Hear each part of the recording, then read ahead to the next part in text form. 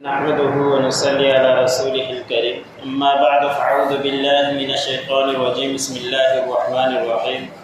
وإذ قلنا لك إن ربك أحاط بالناس وما جعلنا الرؤيا التي أريناك إلا فتنة للناس والشجرة الملعونة في القرآن ونخوفهم فما يزيدهم إلا طغيانا كبيرا وإذ قلنا للملائكة اسجدوا لآدم فسجدوا إلا إبليس قال أأسجد لمن خلقت طينا سورۃ بنی اسرائیل کا درس چل رہا ہے۔ اسی سورت کی آیت نمبر 60 اور 61 تلاوت کی گئی۔ ان آیتوں کے اندر اللہ رب العزت نے پہلی آیت کے اندر فرمایا کہ جب ہم نے آپ سے کہا کہ بے شک یعنی اے نبی ہم نے آپ سے کہا کہ بے شک اللہ رب العزت تمام لوگوں کا احاطہ کیے ہوئے ہیں، کوئی چیز اللہ رب العزت سے مخفی نہیں ہے، کوئی انسان اللہ رب العزت سے مخفی نہیں، کیا کچھ کر رہا ہے سب کچھ اللہ رب العزت کے علم میں ہے، اور جب چاہے اللہ رب العزت ان کو تباہ کرنے کے اوپر قادر ہے، جب چاہے ان کے اوپر عذابی بھیج سکتا ہے۔ تو اللہ رب العزت نے ان تمام لوگوں کا احاطہ کر رکھا ہے۔ اور پھر اللہ رب العزت نے فرمایا کہ ہم نے جو دو چیزیں دی آپ کو اس کے اوپر لوگوں کے لیے آزمائش تھی، امتحان تھا۔ ایک یہ کہ اسی سورت کے 15ویں پارے کے شروع کے اندر گزرا کہ اللہ رب العزت نے حضور صلی اللہ علیہ وسلم کو معراج کروایا۔ جب ایک ہی رات کے اندر معراج کر کے واپس آئے تو اس وقت لوگوں کے لیے امتحان تھا، آزمائش تھی کہ آپ کے اس معراج کو مانتے ہیں یا نہیں مانتے، اس لیے کہ ایک ہی رات کے اندر مسجد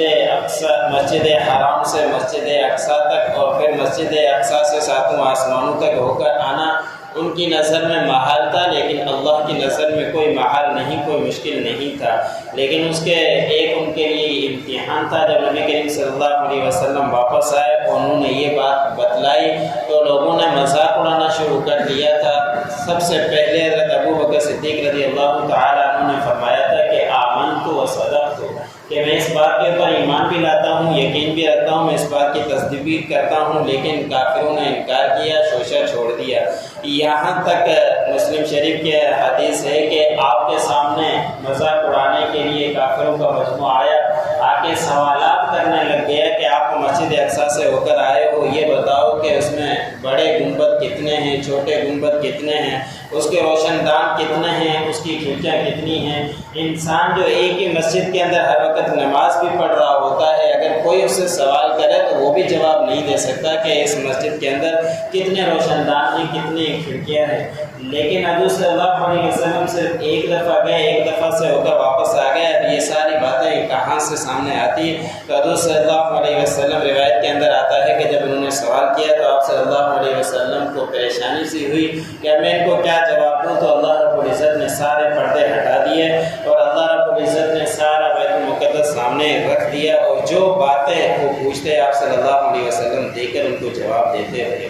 تو اللہ رب العزت نے فرمایا کہ ایک چیز یہ ان کے لیے امتحان تھی، آزمائش تھی، اور اس میں سے بہت سارے ایسے کچے مسلمان بھی تھے، ابھی نئے مسلمان ہوئے تھے، یہ بات سن کر وہ دین سے بھی پھر گئے تھے۔ تو اللہ نے فرمایا کہ ایک آزمائش تھی، امتحان تھا۔ اور دوسرا امتحان آزمائش کیا تھی، وہ یہ کہ قرآن پاک کے اندر ایک زقوم درخت کا نام ہے اور وہ جہنم کا درخت ہے۔ آپ صلی اللہ علیہ وسلم نے یہ آیت پڑھ کر ان کو سامنے جب آئی تو انہوں نے اس بات کا مذاق اڑانا شروع کر دیا کہ جہنم کے اندر تو آگ ہوا کرتی ہے، آگ کے اندر درخت کیسے ہو سکتا ہے؟ اس بات کو بھی اللہ رب العزت نے فرمایا کہ ہم نے ان لوگوں کے لیے آزمائش بنا دیا۔ حالانکہ اللہ رب العزت کے لیے کوئی مشکل نہیں ہے کہ کوئی ایسی چیز بھی ہو جو آگ کے اندر پیدا ہو سکتی ہو، اللہ رب العزت اس کے اوپر بھی قادر ہے۔ لیکن اللہ رب العزت نے قرآن پاک کے اندر اس درخت کو ملعون درخت کہا ہے کہ وہ لعنت کیا ہوا درخت ہے، اس لیے کہ جہنمی اس کو کھائیں گے۔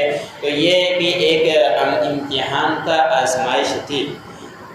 تفسیروں کے اندر یہ بات لکھی ہے کہ ترکی کے اندر ایک ایسا جانور ہے کہ جس کے اوپر کھال ایسی ہے کہ اس کھال کو لوگ پہنتے ہیں اور جب وہ خراب ہو جاتی ہے اس کو صاف کرنے کے لیے آگ میں ڈالتے ہیں، اس کو آگ جلاتی نہیں ہے، وہ سارا صاف ہو کر پھر دوبارہ اس کو پہنتے ہیں۔ جب دنیا کے اندر یہ ہو سکتا ہے تو اللہ رب العزت تو آخرت کے اوپر قادر ہیں، جس طرح چاہیں اللہ رب العزت اس طرح کر سکتے ہیں۔ تو اللہ رب العزت نے فرمایا کہ پھر ہم ان کو ڈراتے ہیں، لیکن ایسی باتیں بتلا کر ان کو خوف دلاتے ہیں، ڈراتے ہیں آخرت کے بارے میں، لیکن وہ مزید سرکشی کے اندر ہی بڑھتے ہی چلے جا رہے ہیں۔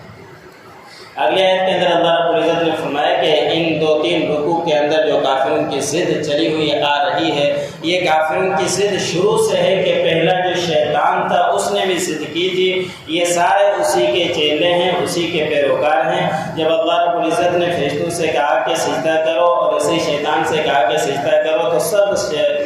حضرت آدم علیہ السلام کو سجدہ کرو تو سب سجدے میں گر گئے تھے، لیکن ابلیس مردود نے سجدہ نہیں کیا، اور اس نے اپنے آپ کو تکبر میں کہتے ہوئے کہا کہ مجھے آپ نے آگ سے پیدا کیا ہے، آگ تو اوپر بڑھتی ہے اور مٹی کو اوپر سے اوپر پھینکو تو نیچے آتی ہے، میں اس کو کیسے سجدہ کر سکتا ہوں، میں اس کو کبھی بھی سجدہ کرنے والا نہیں۔ اس نے تکبر کیا۔ انسان کا مرتبہ